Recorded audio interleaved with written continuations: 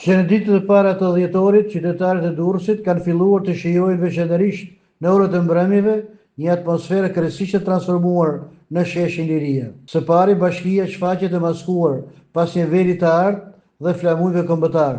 Ndërmarrja e dekorit të qytetit ka punuar gjatë nëndorit, duke realizuar gradualisht zbukurimin e qytetit me drita dhe dekoracione shumë ngjyroshe për vitin e ri 2026. Dekorimi ka nisur në qendër të Durrësit, në sheshin Liria, i cili është kthyer këtë ditë në shesh shumë vizituar. Dritët e Krishtlindjeve, që kanë nisur të ndriçojnë qytetin mbretëtar, sjellin një atmosferë këndvëndjellëse që i bën qytetarët dhe më optimist për festën e ndërrimit të viteve. Qytetarët e Durrësit, për çdo vizitor, gjitha moshave, ngjyrat ofrojnë ëndrat e 1001 netëve.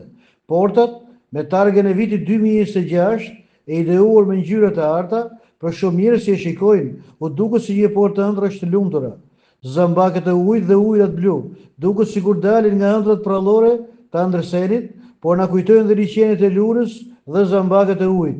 Një këmbani idilike shndrit në mes të sheshit, një këmban paqe në këtë botë të sotme, të turbulluar, ku luftat po shpërthejnë si epidemitë e Covidit, afër bashkisë është dhe pema vitit të ri, mes lidhjen e renave ose sorkadhëve që u dërgojnë dhurata fëmijëve. Dhe para tyre, shefi i ceremonive festive të këtij viti, plaku i vitit të ri.